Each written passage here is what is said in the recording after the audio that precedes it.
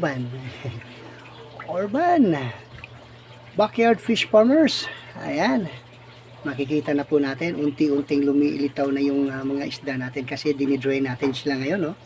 So, ayan po. Magsilabasa na yan sila kasi wala na silang mapagkataguan. Hindi naman din sila makapagtago kasi sa ilalim na sila nagtatago. So, tinanggal na natin yung filter. Nilinis na rin po natin ang filter natin. So, ito ngayon guys, parang 3 timba na lang ang kulang dito para lilinisin ko kasi talaga lahat. Then papakakainin natin sila mamayang hapon na. Kasi tapos na silang nag-breakfast. Yan, may sobra pa sa pagkain nila. So, sinasadya ko talaga na medyo tanghali na kasi para po medyo mainit na ang panahon. Ayan guys. Standby lang kayo ha. Ano? Standby lang kayo dyan. So, may mga lumilitaw na talaga ng mga malalaki. This time guys, babaguhin po natin yung strategy natin.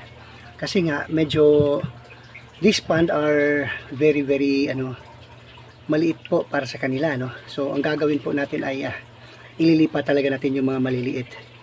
So far ganito ang situation. Yung mga nakita nyo yan para sa mga lalaking temporary yan. Nakita nyo guys ito. Ito yung pan po ng ating ito yung pan po ng ating bag, yung mga maliliit. Nakita niyo yan, it's a garbage bin with holes, no. Diyan po natin mga guys ililipat yung mga yung mga maliliit. Kapag kalulusot sila sa butas niyan, diyan sila titira, at kapag hindi, sorry. So ganun po ang mangyayari. Ayan po.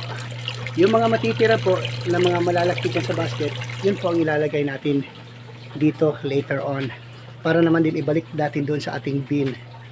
So, ayan po ang sitwasyon ngayon. So, medyo masalimuot, medyo workable, but okay lang. Ayan po. Napaka-exciting naman din. Yan. Ayan, tingnan nyo. Wala na, unti-unti na silang lumilitaw. Nakikita ko na yung white pipe na drain po nila. Ang taas pa lang nalagay ko na drain guys, pero okay lang. It's all about experience. Alam nyo guys, 200 ito sila dati. So, I think siguro mga less than 10 ang nawala dito kasi nakikita ko may skull. So, cannibalism. May nakikita din akong aside from the skull, yung remember yung may pumasok dito po sa bahay. I don't know kung pumasok or bisita lang talaga na binibiro kami, na yung basket o yung strainer ko na may mga butas para pag yung separator ko ay parang may isang isda doon, parang sinikpaw niyang gano'n, tapos yun nga, pagkatapos niyang sinikpaw yung gano'n ay iniwan na lang dyan. So less than ito, less than 10 po yung nawala na dito. Anyway, marami pa rin pong natitira. Look at that guys, still many. Ayan. Marami pa rin po, kaya excited pa rin tayo kasi 100% ililinisin natin ito mamaya, itong kanilang pond. Ganun lang mga guys. So yan, sa neighborhood. Yung tito dinadala yung pamangkin bumili ng bigas kasi wala kaming sasaingin. Umalis si Mami Sol, pumunta ng Tibalog or doon sa doon sa Santo Tomas, Tibalog, Santo Tomas, para po sa kanyang ICM Savings Group. Sige, standby muna mga guys. Yan po, gusto na nilang kumawala pero hindi nila kayang kumawala. Kasi naman mataas po yan. So yan, makikita na po natin sila unti-unti.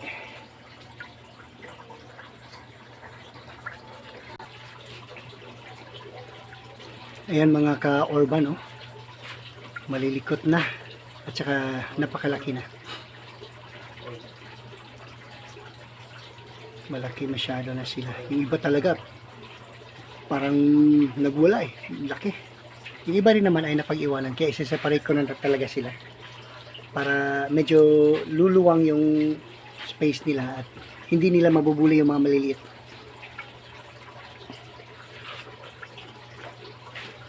Ayun, oh, may maliit.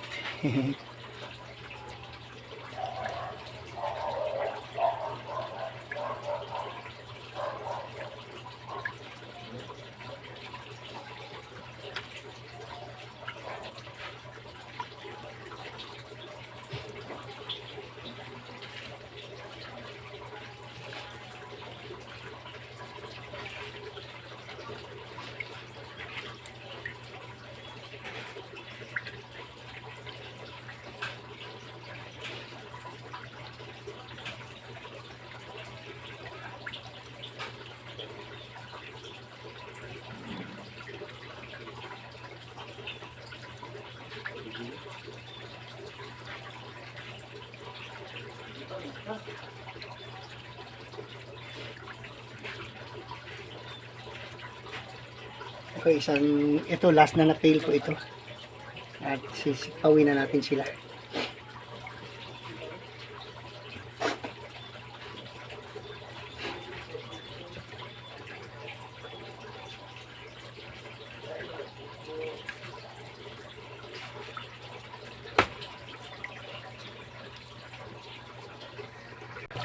So mga ka-urban, ang proseso po natin ay sisikpawin po natin yung mga nandun, saka ililipat po natin dito.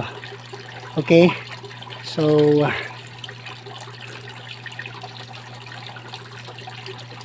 okay, hintayin muna natin.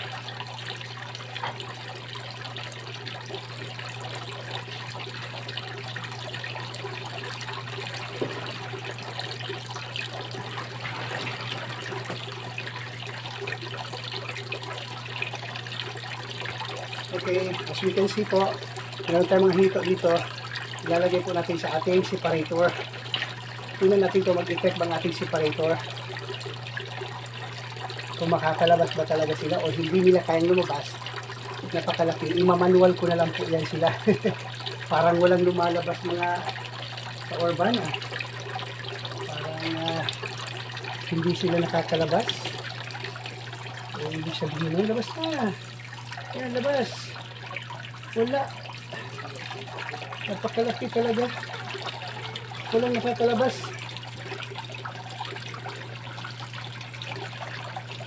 Anyway, kukunin natin yung pinakamalaki at saka yung ililipat po natin.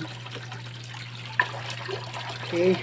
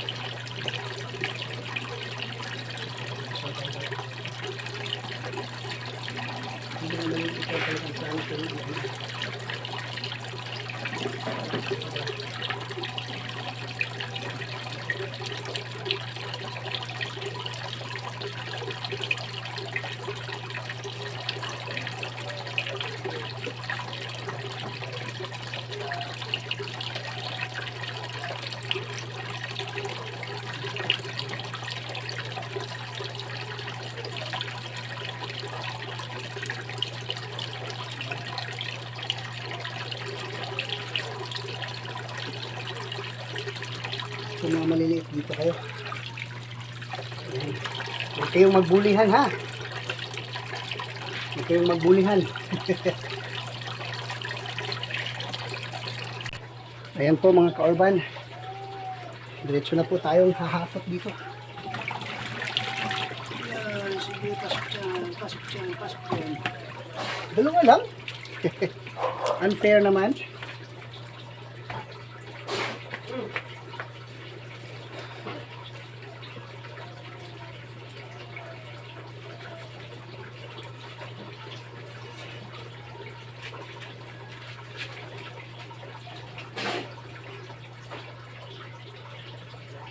Alam ko may mga maliliit eh.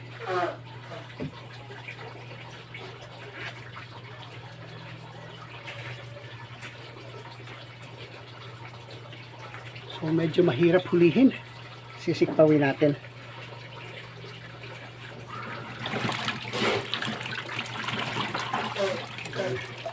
Kita nyo yan. Yan po sila. Ililipat natin doon sa kabila. So ayan mga ka-urban, ano? Mahirap hulihin ito kasi ano, pero ano natin, start tayo nahuli talaga. Nahuli ko yung mga malalaki. Ayan, may mga malalaki dyan. So mga ka-urban, napifill in na natin yung water but hindi umabot dun sa level kasi hinati natin. So i-diretso ko na itong ano, itong 1, 2, 3. I-diretso ko na siya. Buhos para ano na.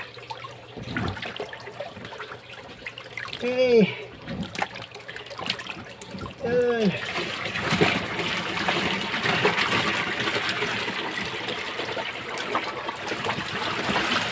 Dami. Dami. Meron pang dalawa. Buhos. It sounds cruel but of course wala akong magawa. Kasi ganun talaga. Now, the pump should be turned on. And of course, diretso dito sa ating filtration po natin. So, itong filter natin ay nandito. Ayan. So, it's ready to get ready to rumble. Inuna natin ng isang ano guys. Tinanggalan natin ng isang layer ng ano kasi sa water hindi niya kaya, hindi aabot. So ayan, nag-uumpisa na siya magsak ng water. Ayan.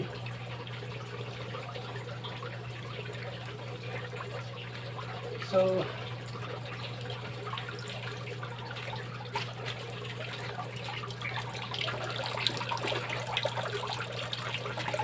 punuin natin kaagad para mag-splashing kasi para hindi takot ano.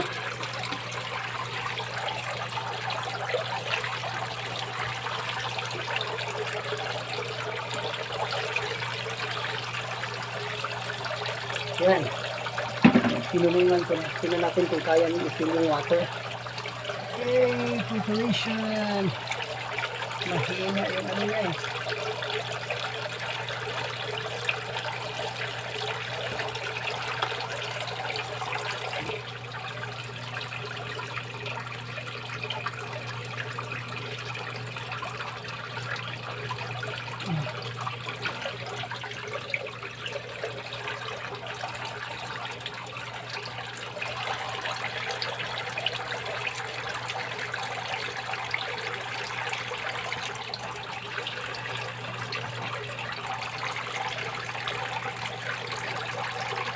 Ayan guys, hindi ko na sila binilang but it is 90, at least I could say 90% that we are able to separate the big one. Wow, napakalaki ng isa oh. Grabe. Mamaya pa natin ito sila pakakainin gabi. Since busog naman ito sila eh. Kaya ayan. Para guys, kung meron kayong kung meron kayong suggestion or comment from please don't hesitate to comment down below sa ating Pinurab YouTube channel para po matutukan natin itong ating pong ginagawa ng project. At alam, parang laro lang ito guys, but this is not just a play. Somebody invested financially for this project, so we need to take it more seriously. Ayan po, so tumutulo na yung pump natin, yung filter natin andyan na.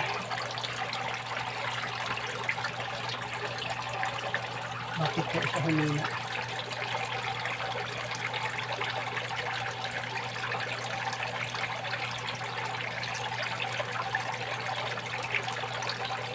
po. Kita po natin yan. Lilipat natin to guys para makita talaga natin. Yan. So, we have it all.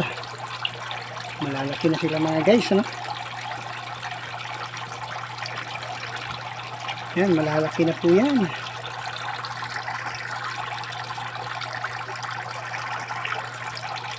Palagay ko may ano na eh. 1, 2, 3, 4, 5. More or less 5 to 6. Oh, yun o, malaki yun. So, sineparate na natin. Ito yung nalilipat doon sa kabila. Ayan. So, guys, please, kung may comment kayo, don't hesitate po. Welcome po natin yung mga suggestions. Welcome po natin yan kasi kailangan natin yan sa ating sa ating project. Some suggestions, kung ano pa dyan.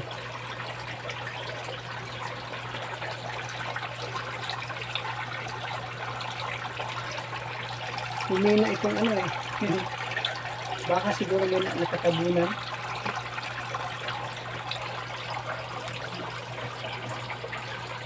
Humina siya. O baka may natanggal ako sa ano niya. Baka may natanggal ako dun sa kasi nagwasak yan kanina eh. So hindi ko akalain ganun pala ka-sensitive yan. But of course at least medyo may natapos tayo this day. At so ito ang filter natin. So guys, malapit isang oras. Ganito na ang sitwasyon ng ating mga isda. Meron silang air pump na kailangan nila. Pero nature talaga sa kanila na umaakyat. Kumukuha ang hangin. May natutulog. Kasi sa umaga tulog yan dapat sila eh. Kasi mga nocturnal nga. Ayan. Maganda yung mas malinaw ang shot. Pumalpak pa yung ano ko. Pumalpak pa yung pump ko. Naku. Akala ko madadali na. Kasi nahulog ko kayo eh. Bumagsak talaga. Wasak. Buti na lang naibalik. See? Ang lalaki no? Nasa left side. Talagang malaki yan guys. So medyo maluwang na sila ngayon kasi ano na, they will grow. Ganyan na sana kanina guys no. Pero hindi talaga iwasan kasi may mga pagkain tayo. Yung kulay po ng pagkain ang nagbibigay din po kulay.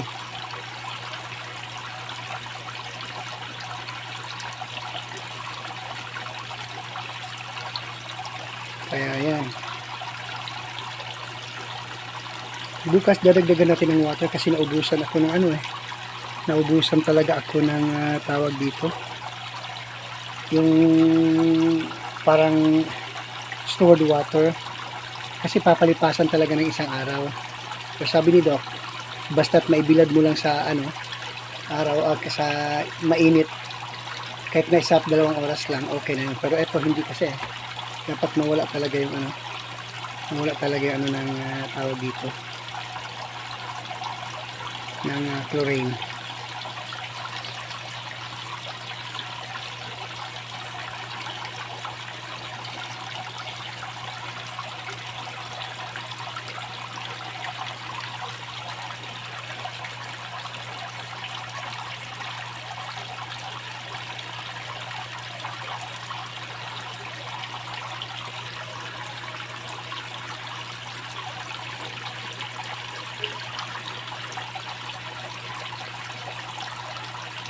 Kung gusto niyo mag-invest guys, mag-umpisa, 5 pesos lang naman, ay may 3 pesos kayo makukuha. Itong sa akin kasi is 3 inches na eh. At 3 inches pa. 2 to 3 inches pa nung kinuha ko. Tag 5 pesos yung isa. Malamang ko medyo malalaki na may 7 pesos. Or even 9. No? Pero hindi na practical kukuha ka ng 9 pesos. Tama na siguro. Mas maganda pa nga 3 pesos per per fingerlings. Kaya lang, yung mortality rate noon mababa kasi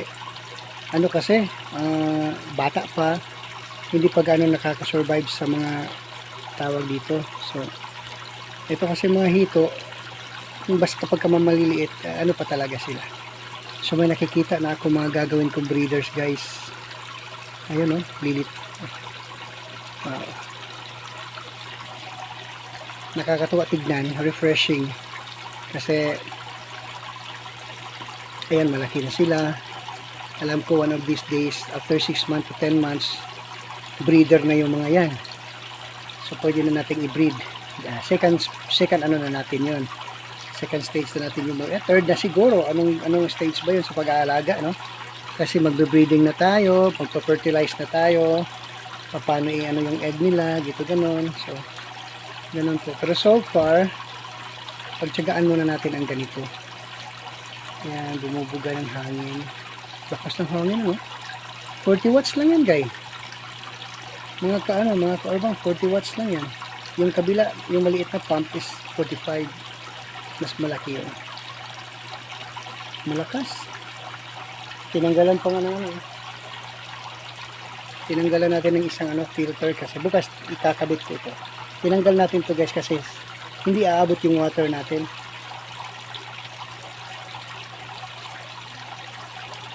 So hindi siya makapag-serve as pump. Wala siyang isasak eh. Kasi ang suction na nandiyan sa nandiyan sa ilalim ng hindi doon sa pinaka-bottom.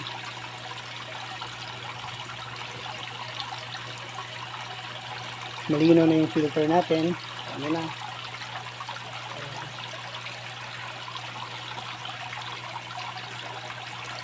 Yung mga yung mga sludge nila ay na yan. Dito na nalalagay sa ating filter. Yung kabila po ay hindi ko pa nalalagyan ng net. Nalalagyan pa yan. Tingnan natin kung ano magagawa natin dyan. Lipat tayo doon, mga guys. Lipat tayo dito sa ating isang aqua. Hindi aabot. So, hanap ka ng yan. Ayan, okay. Sige, baba natin to. Tingnan natin kung kaya niya yung baba. Ayan. Kaya ba? Ayan. So, itong filter natin ay wala pa, no? Hindi nga matibay ito eh.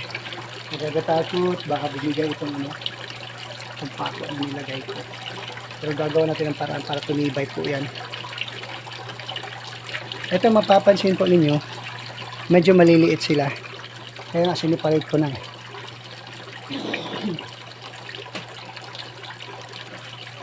Sinipalit ko na sila para para magiging yung tawag dito.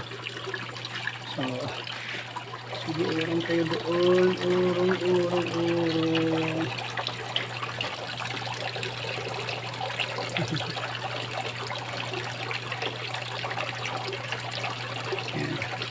Improvise lang tayo kasi wala naman talagang perfect na sistema.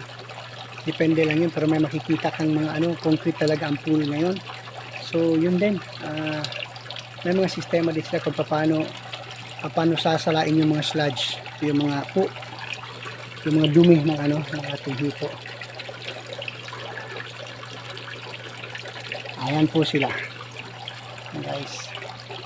So, ganun lang. At saka hopefully one of these days magbibigay sila ng sa atin, good result sa atin. Pinagagastusan po ito ng Pinoy Rab Foundation. The feeds are here. Meron pa akong dalawang sako pa, hindi pa nagalaw yung isa, Ay, yung feeds natin, guys. 1, 2 pang fingerlings yan. Yun doon sa likod, yun, booster yun. Yan ang pinapakain ko na ngayon sa kanila. Mamaya hapon pakakainin natin sila. So booster na yun. Ang isang sako po ay 25 kilos. Isang sako nitong fingerlings na no less 3 is yan, 10 kilos per sack. 820 o 830 ang isa. Yun naman is 1,000 ano nga ba yan? 1,400 ba? na may pagkain sila, di ba? So mas ano pa sila kaysa sa tao. Anyway, para makapagbigay ng ano lang talaga. So yan po mga kaibigan, no? Mga ka-urban. Alagaan natin sila ngayon, magbibigay magandang bukas ito sa atin kasi pera din ito pagdating ng time kung mapag-aralan natin. Yan. So, please comment down below guys, ha. Huwag kayong tulungan nyo ako para ano pa bang dapat dito kasi sabi nga ni doktor dapat nilipat ko na daw sa fund. Kaya ako naman parang wala pa tayo sa wala pang budget. Although hininga na ako ni Rob ng estimate. Hindi ko kasi nagdadalawang isip ako. Wala na kasi akong lugar na paglalagyan. Meron akong isang kwarto doon na malapit sa may kitchen for rent po 'yon. Tapos ito namang isa dito, papakita ko po sa inyo, ha. Yan. So ito yung garage, no. Yan yung motor hanggang diyan.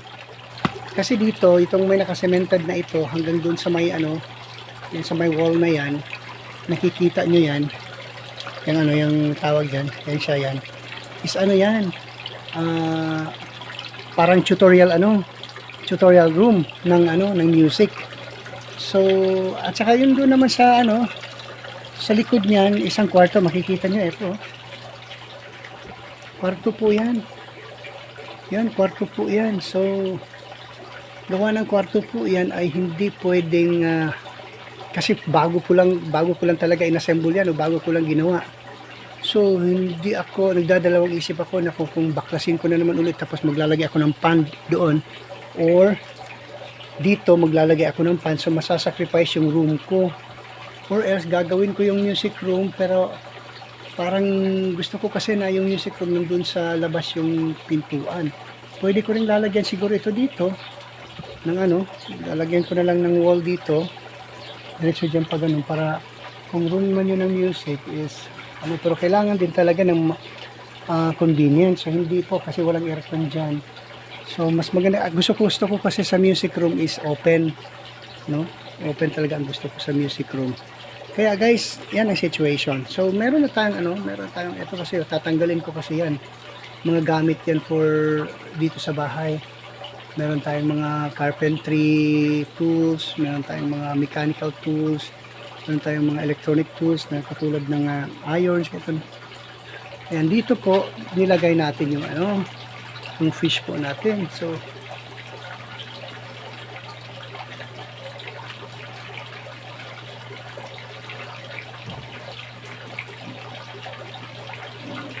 yan po nilagay natin yung fish natin at saka dito po kasi intended talaga yan.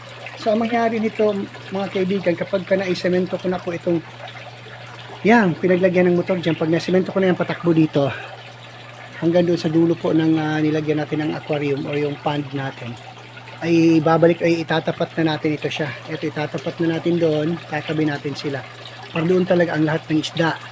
Dito naman is talagang intention natin ay madaanan siya ng motor at makadaan din ang tao.